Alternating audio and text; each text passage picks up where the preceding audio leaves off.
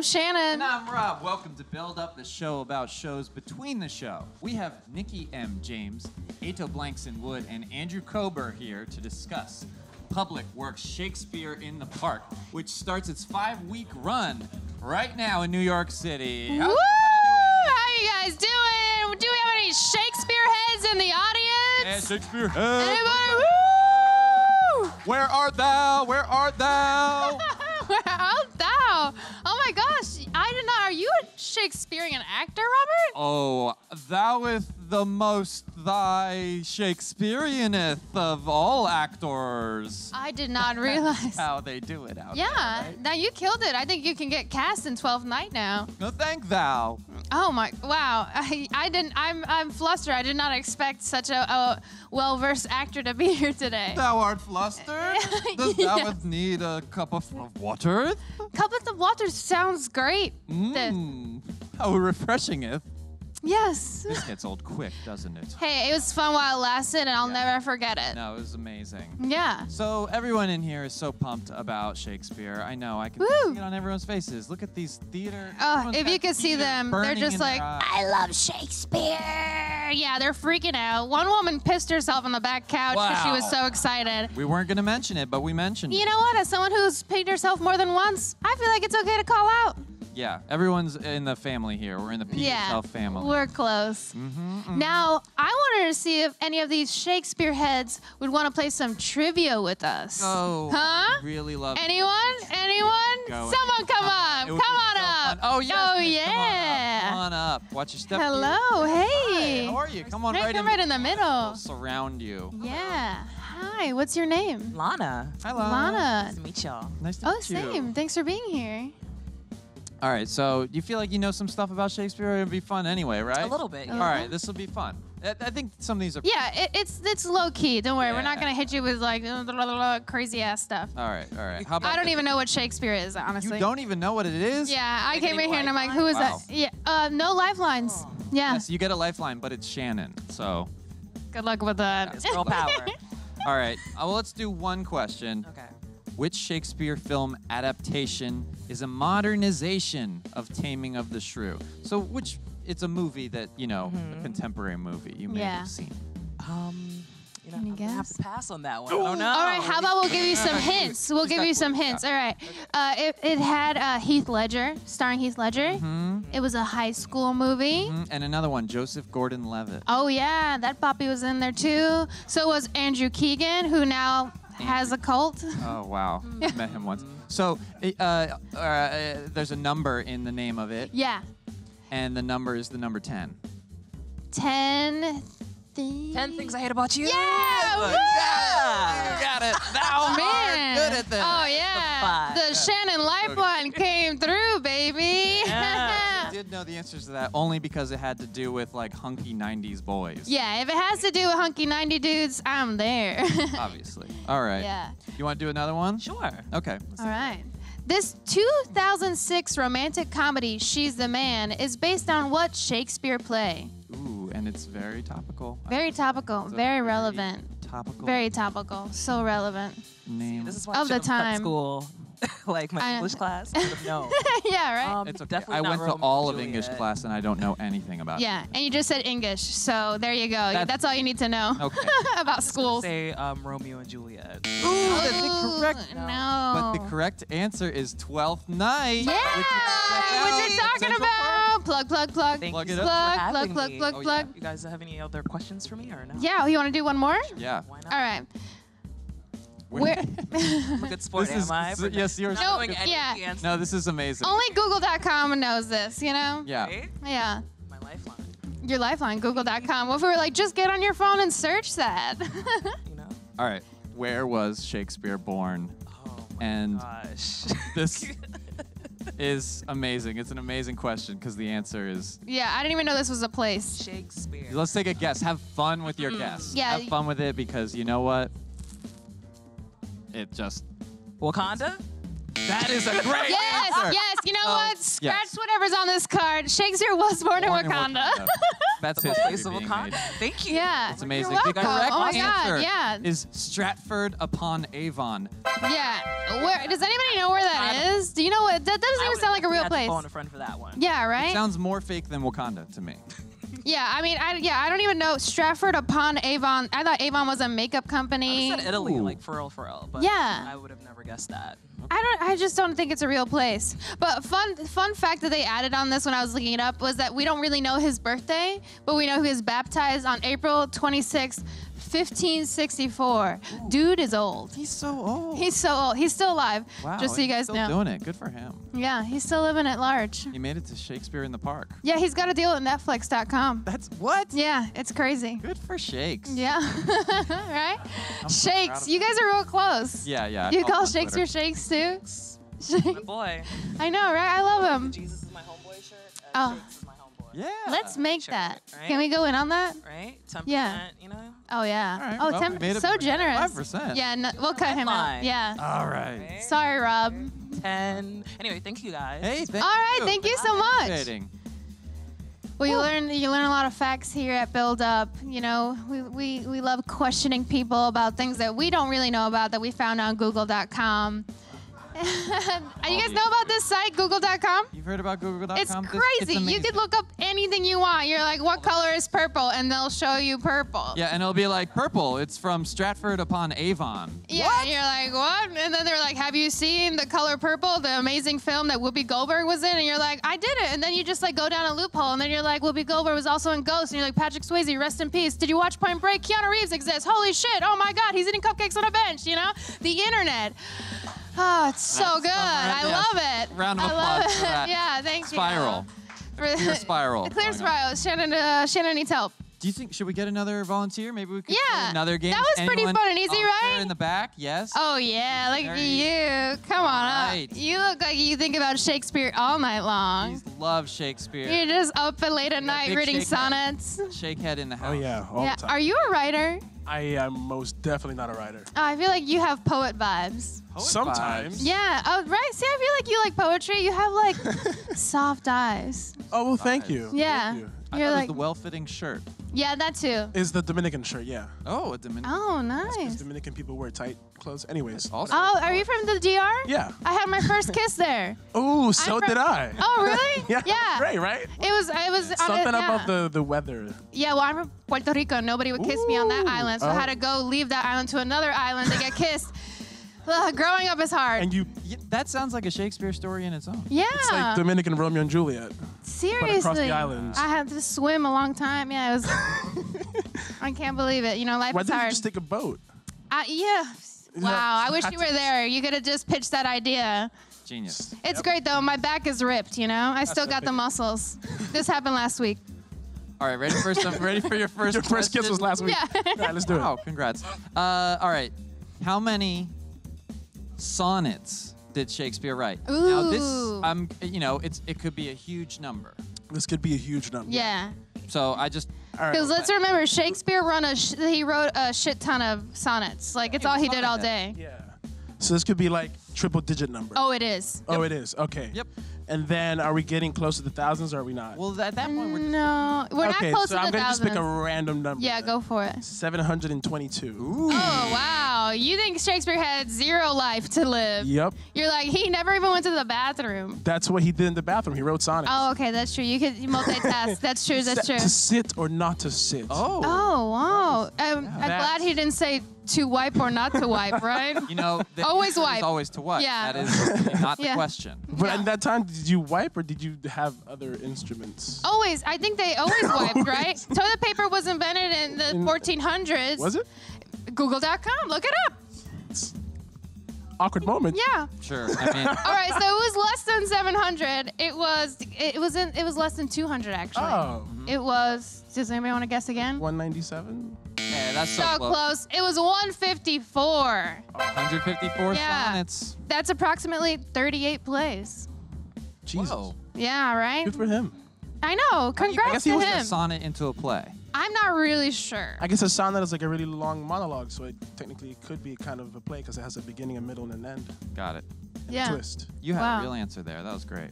You didn't have to even defend need myself. the web. You have to. You have to.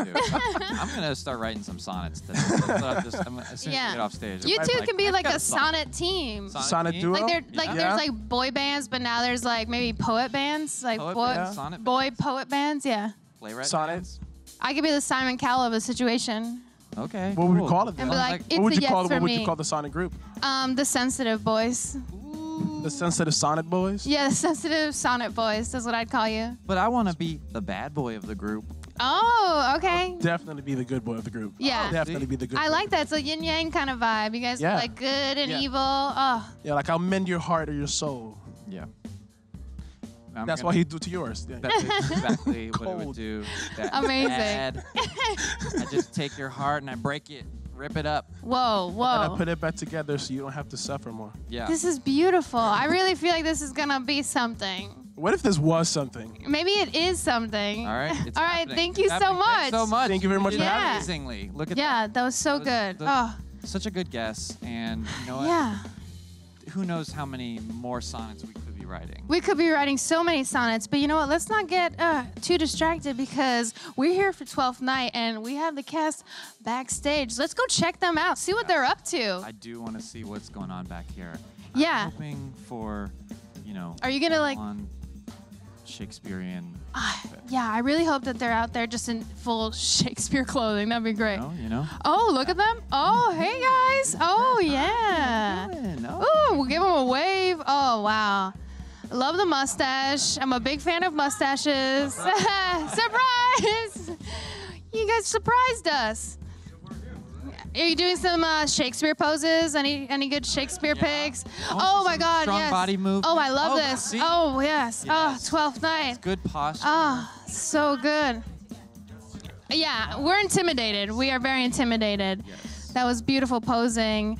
Oh my gosh. Oh, look. And now they're just gonna, we're getting them ready for the stage. Get them on stage. Yeah. Hey, thanks so much. We'll see Yeah, you up thank there. you. Bye, Thanks guys. for hanging with us on Build Up 12th Night. Nikki M. James and Ato Blankson-Wood and Andrew Kober are up next. Yeah, thanks too. guys.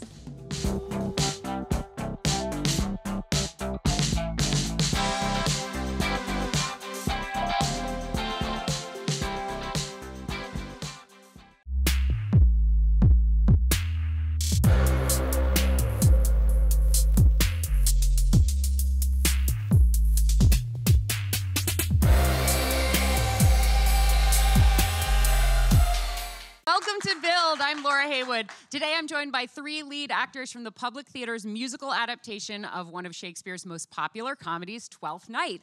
This is a production of Public Works, which invites diverse communities across New York to create ambitious works of participatory theater and features a cast of over 70 people on stage each night. A wholly delightful production with music by Shaina Taub. Twelfth Night is currently running in Central Park at the Public's Delacorte Theater. Please join me in welcoming Ato Blankson-Wood, who plays Orsino, Tony Award winner Nikki M. James, who plays Viola, and Andrew Kober, who plays Malvolio. Hi. Hi.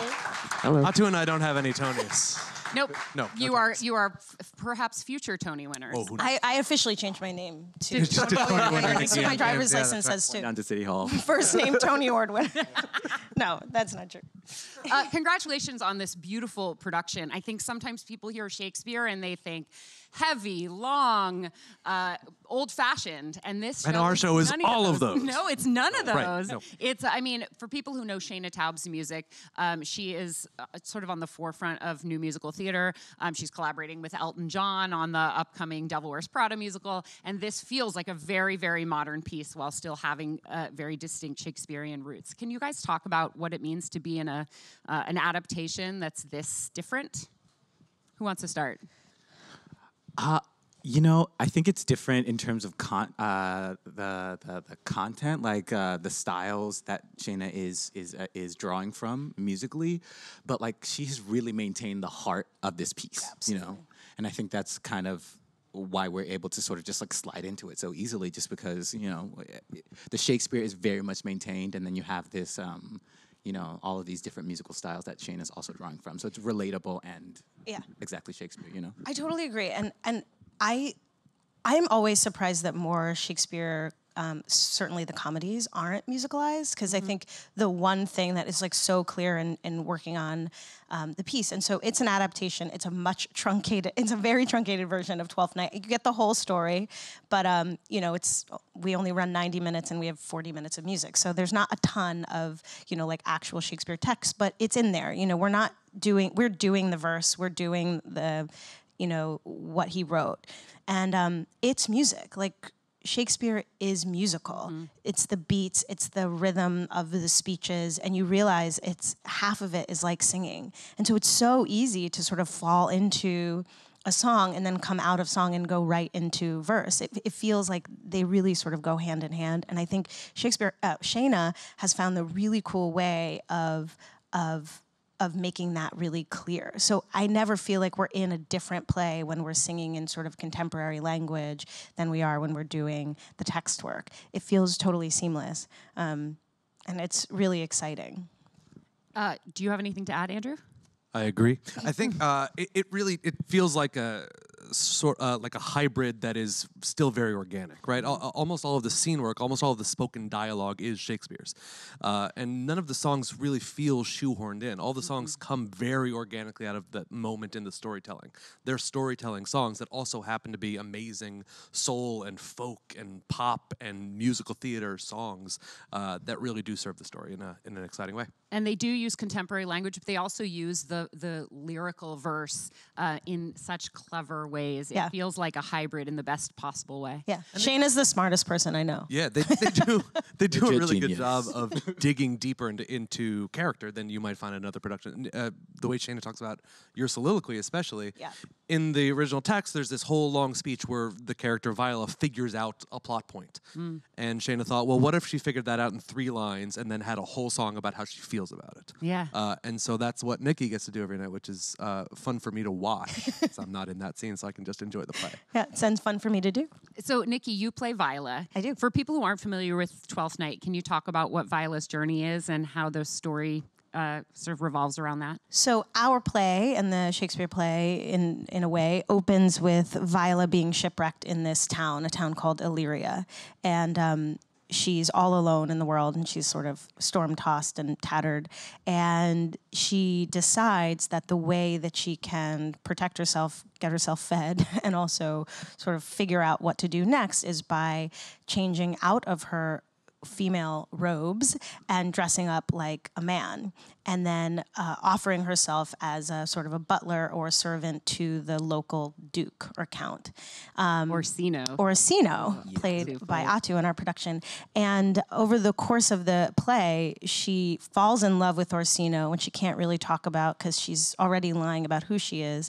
And then Orsino's paramour, who wants nothing to do with him, Olivia, falls in love with Cesario, who is Viola dressed as a man. So we're doing like all this cross-dressing, and she's in a costume, she's in a guise, you know, she's in disguise, she's in drag. And but over the course of this, she realizes that she learns much more about who she is by being someone else. And in the end of the play, her journey is such that she realizes that she can embody all these things that Cesario is, which is like strong and witty and powerful and brave. And she can do that by being a woman. Like, she can take all the stuff that she's learned being Cesario and realize that that's always been inside of her. Like, it wasn't the costume that let her be these things. It was her own thoughts about her self-limitations. And I think in 2018, we're in a world where women are really sort of challenging our positions, what we've been told we can and cannot do, what we can and cannot, you know, put up with. And I think this story, which is, you know, 400 years old, feels like totally prescient and like right on the nose of what's kind of happening in this world. Yeah. And I'm super psyched every night to get to do it. So meanwhile, Viola also has a long-lost twin brother. Oh, yes. Who she is mistaken for. Actually, we have a photo of you and the actor who plays. Yeah, we do. We have this photo of the two of you. And so you can see how, I mean, you actually look like brother and sister or brothers in this picture. And I think the mistaken identity storyline adds this layer of hilarity. Oh, yeah. because when Things really start to Sebastian, the fall brother, apart. shows up, people keep getting him confused for Cesario, Viola's alter ego. And it ends up, as most of Shakespeare's comedies do, everybody gets married at the end. Absolutely. Does Malvolio? I do in our adaptation. Oh, that's right. Find love Yeah. at the very end, which I'm not going to give away with whom, but they have sort of found a nice way to give Malvolio a little bit of a happy ending, which he doesn't usually get. Malvolio has one of the funniest numbers in the show, and I think we actually have a photo of you. Oh, no. Is this the first time you guys we- have Yes, seen we've these never photos? seen these. Let's like show This Is Your Malvolio, Life. which shows how big, diverse, and age variant the cast is. Yes. You've got kids it looked like there were some 6 or 7-year-olds in there. Yeah, Five, Zion's right? 4, Five right? is the No, Zion's 5. Zion is 5. So he's fine. Wow. And then you have yeah. some people who are definitely probably in their 60s or 70s in the show. There are actually 2 rotating casts of ensemble members. That's right. And I think about 20 that are on stage every night, including you guys. That's right. What's happening in this moment in the show? This is, first of all, Shaina has written like the greatest gift to give to a musical theater actor. It's like this incredible Broadway show tune that ends with 70 people doing a kick line at the end. I mean, This is Count Malvolio. Malvolio. Yeah, it's in the play. There's this really pretty famous scene where Malvolio receives a letter. These other characters want to trick him into believing his boss is in love with him, and it's a whole thing. And so this whole kind of musical moment is a dream sequence where Malvolio imagines, what if I were in charge? What if I were Count Malvolio and I were in charge? I was married to the boss and everything was great. And so they let, in the structure of our kind of musical adaptation, Malvolio gets to really dig into that dream and into that fantasy, and butlers come out, and then sure enough, a cast of 70 come out and we all do a kick line together, which, is every musical theater actor's dream, a giant kick line and getting to do a Fosse pose at the end, especially for an actor who is not a dancer. You look I am. incredible. I feel terrific. You really. You also sound fantastic. Oh, that's there's nice. this one moment where you get to hold a note for Too like long. ever. And I know that you did something similar. You had a very long note in Hair, which was the first production I ever saw you in. Which premiered at the Delacorte. That's the thing. that's the public right. likes putting me outside and making me sing high and long. That's. There are worse. There are worse Oh, things. hey, it's nice work if you can get it. That's a different musical. Yes, that's good. I'm sorry, I did it, didn't I? You did it on Nerd purpose. joke. Yeah. Thanks, Broadway friends. This is like a kind of a perfect moment. This is the kind of thing that when you think maybe I'll do theater, you dream of doing that. Yeah. And that I get to do it 6 times a week outside for 2,000 New Yorkers at a time is pretty sweet. Speaking of that production of Hair, Ato, you were in Hair as well. I Did was. you debut at the Delacorte as well? That was my first professional job, Wow. out of college. So, Atu and I have known each other a long time. Yeah, 10 years, right? yeah. And the public has just been, Now we know how old you are. don't do the math. You don't need to do that. Google is a real thing. And there are some interesting Can't things escape about the all of internet. us, I think, Yeah. on that internet machine. Atu, can you talk about playing Orsino? And you're actually one of the new additions to this cast. This I is a am. revival of a 2016, very limited run by the Public Works at the Public Theater. It was so successful that it was brought back for a full 5-week run as part of Shakespeare in the Park. And you have joined the cast in this pivotal role of Orsino. I love playing Orsino. More importantly, I do love the Public Works as a program. I was introduced to it last year when we did the run of As You Like It. And so they asked me back this year, and it was kind of a no-brainer. Orsino he's deeply in love with love.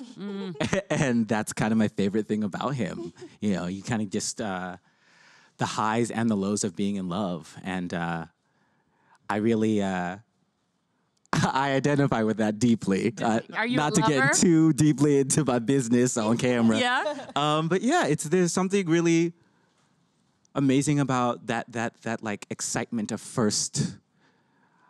I've decided that Olivia is Orsino's first real encounter with love. Well, real in quotes, because I don't think he really realizes what love is until it clicks for him that Cesario is the person he loves, There's this wonderful moment. It's a song called Is This Not Love, where we have our deaf actors also signing. And what passes between Cesario and Orsino in that scene, I just like, it reminds me that love is not at all about a physical form as it is really about the energy that passes between two people. Yeah, the thread. That exactly. Thread. And you know, this Shakespeare comedy has this at its heart, which is that a lot of times people don't recognize the things that are right in front of them until it's almost maybe too late. The ways in which we're so committed to our stories about ourselves, like he's so in love with Olivia, he's so in love with the idea that Olivia doesn't love him, that he's blind to this connection that's been building between himself and his friend, and that this love that they're feeling is a friendship, that it's based not on like sort of unrequited love or something outside of yourself, but like you're saying, this connection. And I love doing that number. I'm so happy you brought it up because neither one of us speaks for the majority of this scene. We're on stage with each other listening to this song that Shaina wrote, and in the context of the play, we've asked her. She plays a character named Feste, who in the original production or in the original text is the fool. He's sort of like the town fool, and he does a lot of body jokes. It's very much like sort of the design of that is for the groundlings, but also Feste has this ability to speak the truth. And in the original text, he sings, and so it makes perfect sense in this scene to have. And we just sit and listen to her. These lyrics, is this not love? Is this not love that I feel for you? And it's this question of like, I feel this, why don't you feel it? And I don't have to act, I just have to sit and listen. And I go through this emotional roller coaster. It's so incredible. And then on top of it, we are staging these, our deaf actors are signing the lyrics. We have this incredible additional director from the New York Deaf Theater who has come up with, you know, very stylized musical but real ASL sign language, and it's so moving and quiet and nothing happens. You know, like for 3 minutes we just sit and listen to a song and then say 2 lines at the end and then move on with our lives. Yeah, and I just feel like that is pivotal for Orsino, you know? I think that's the moment he goes from being like, what is the idea of love versus the real thing? What's the practicality the Orsino's of love for Olivia, it sort of reminds me of how like a teenager will fall in love with a teen idol. Oh yeah. They are sure that is love when they're kissing that poster on their wall. Like, it doesn't matter that person's never met them and knows nothing about them. But you know, having been that teenager, I think we all have been like that. I am in love with that person. Oh yeah, it's as real as it gets. Yeah, but then when you actually meet someone and connect human to human, actually we have an Orsino photo too. Ooh, Great. This is so thrilling. Oh, that's exciting. I can't believe you guys have never seen the photos before. Yeah. So, so this is actually a full cast. That's the finale, picture. Yeah. So Orsino is there on the left, and Shaina as Feste is in the middle. I'm right here. That's where this is me. But yet again, another photo of the beautiful staging, the colorfulness, and the just it really is. It's a festival. And actually, at the beginning of the show, Ato, can you talk about what happens when the audience enters the theater? Are you guys even aware of that? I know you're backstage, but. I mean, we're aware of it. Yeah, I mean, I feel like Andrew could speak a little bit more to it. He interacts with it a lot more. But there's a in the crowd? I'm the one who shuts it down. I'm the kind of spoil sport who ruins it. So the idea was for when the audience comes into the theater in the first place, to have them really become immersed in the world of Illyria, the sort of fictional town that Shakespeare has set this. And Shakespeare sets it in this town called Illyria, which has a lot of meanings historically, but it's a sort of a seaside town. That's really all we really know about it in the text. And so we have created our own Illyria, and through a lot of work in rehearsal, working with our community partners and working with our huge 2 ensembles, figuring out who is everyone in this town, what do they do here. We want the audience to kind of come in and already be in the world. They're welcome up on stage. There's our little kids are making portraits of people, and there's a giant game of checkers happening. There's like all sorts of little places you can visit. There's a jump rope tournament There's going on. face painting. Yeah, There's, face painting. You kind of come into a festive atmosphere, and the audience hangs out right up until the moment the show begins, when I come out and shut it down, and because it's time to do serious Shakespeare. Yeah, what is your, like, how do you do that? You just shoo people off the stage? Or Sort of. Do you have lines? No. It happens during the pre-show speech where our sponsors are thanked and we're all kind of welcome to the park. I'm busy cleaning up and getting ready for. We should get you a broom or a hook. Yeah, wouldn't that be nice? One of those old-fashioned. Yeah. Get out of here. Get out of here. We're doing Shakespeare. So I kick everyone off, and then the play proper can begin. But I think it's kind of nice. I personally, as an audience member and an actor, am terrified of audience interaction. I just get very nervous. So the fact that it's my job to say, enough of this, now we're going to go on to the script, is a thrill for me.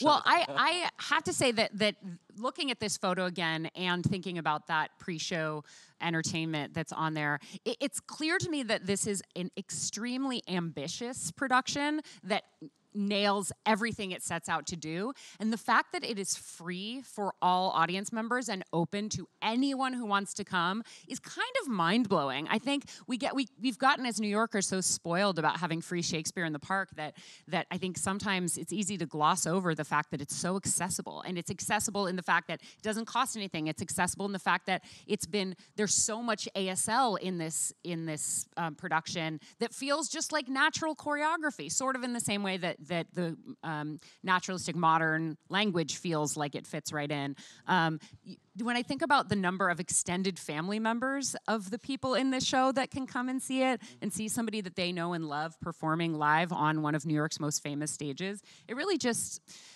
kind of almost brings me to tears. Oh yeah, every night. Yeah. I feel that. When we're on the curtain call, this moment is the end of our piece, basically. And we end our show, sort of all holding hands, connected as a community. And the thing that Public Works does is it's an invaluable contribution to the community of New York. These are people from walks of life, from all corners of the 5 boroughs, who come together to create something together, to make community happen, to learn about themselves, to push their own boundaries, of judging who someone else is. I have moments where you sit down with one of the ensemble members and you ask them a question. One of our actors, recently came home from,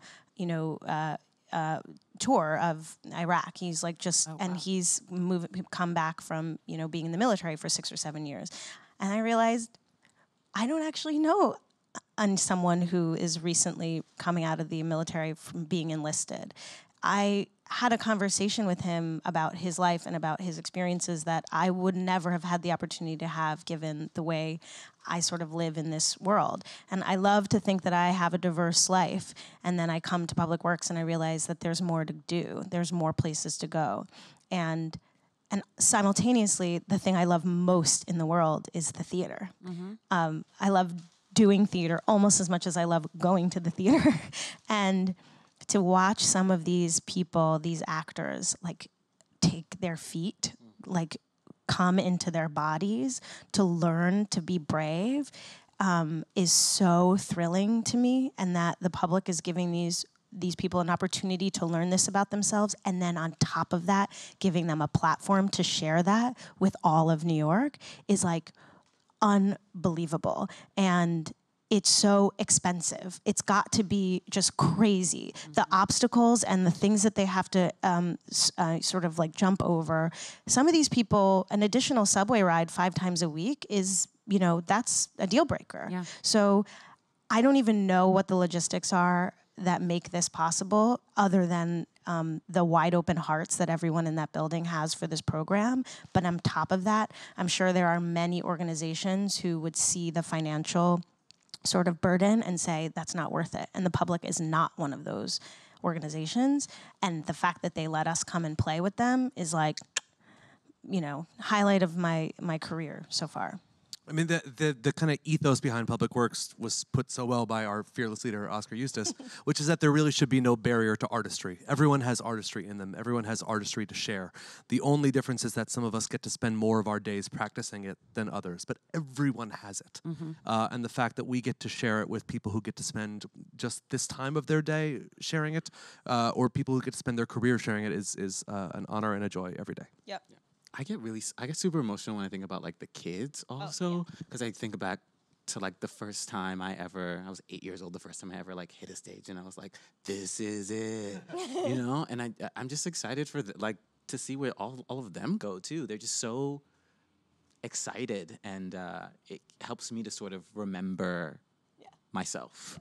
Then. We should be scared. Yeah. Some of those kids are like super talented. super talented. I'm like, do you want to play this part? Because you are amazing.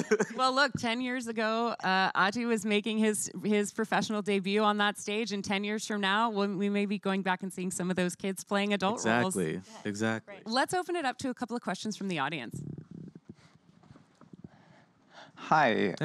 This question can be answered by anyone, but I was just wondering why you would prefer the theater over screen acting, or vice versa, maybe? I don't know.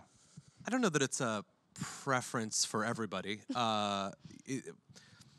There's a few things there, right? The first is that it's the theater you get. The thing that I really love about theater acting versus on-camera acting is that you get a few tries at it over the course of a few weeks to really try to find yourself, right? To find your footing. You get a few takes on camera and that's great, but invariably the day after I shoot something, I'll wake up and go, oh, I should have done that. And I missed the best opportunity that would have definitely won me an Emmy. In the theater, I can go back the next night and give it another shot. I also look at it as if you're making a television show or a movie or something, I always picture like filling up a bucket with just like a little bit of water every day. And at the end you go, look at this bucket of water. And if you're doing a run of a show, you fill up the whole thing every night and then dump it out. And then show up again the next night and see if you can find a more interesting way of filling up that bucket. The bucket's got to get filled either way. It's still a really satisfying job to get to fill it. It's just kind of two sides of the same coin, the way I look at it. Nikki has a lot more experience on camera than I do.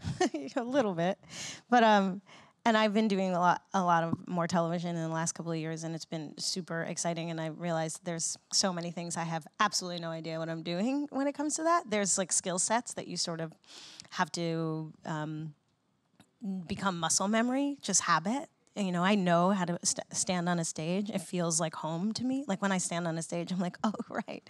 It's more comfortable than even like sometimes being in my own apartment, you know. I feel like I know who I am when I'm on stage being someone else.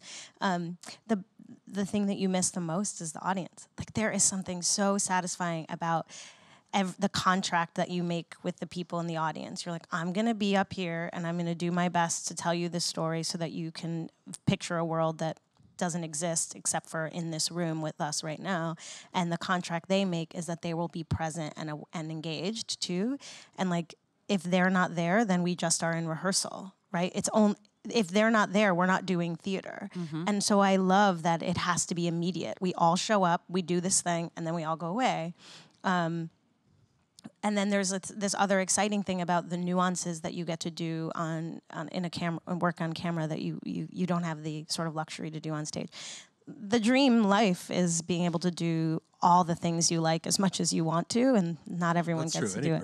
Yeah, You just want to do all the things. yeah, all the things. Yeah, and I would say it's the community of theater that I really just love. Like you build a little family, which is true. Or a huge family, right? Yeah. In the case of this production, which is also true of film and TV. I just feel like everyone on a set, everyone just feels like they are like zeroed in on their particular task.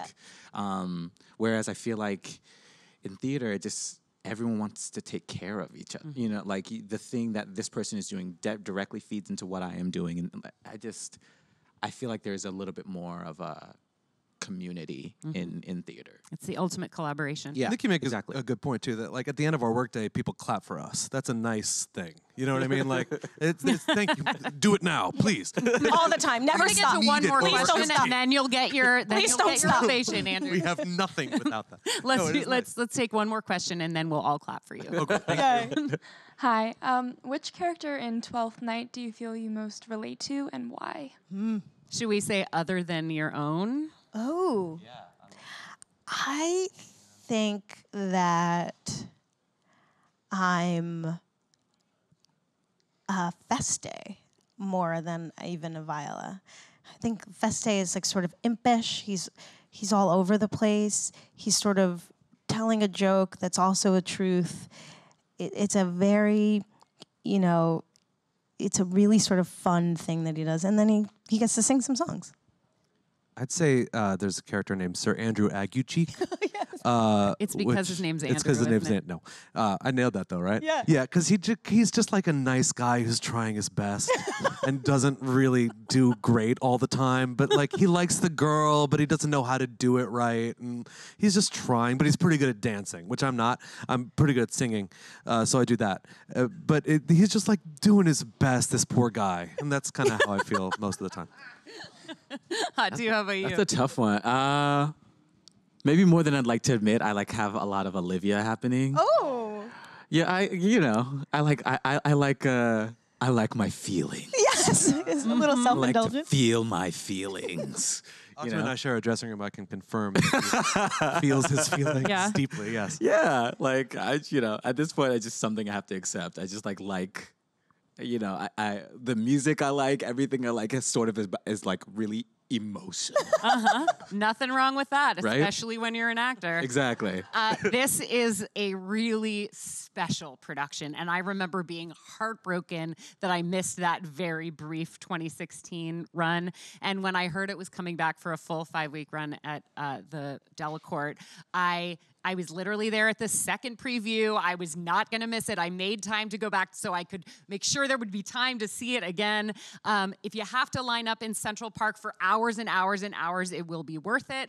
The Public Theater's website has all the information on how you can get those free tickets. Make sure, if you're in New York City or anywhere nearby, come see 12th Night at the Delacorte. Congratulations, you guys. This is really Thank beautiful. you. And thank you for spending the day with us. Our pleasure. Absolutely. There's that applause.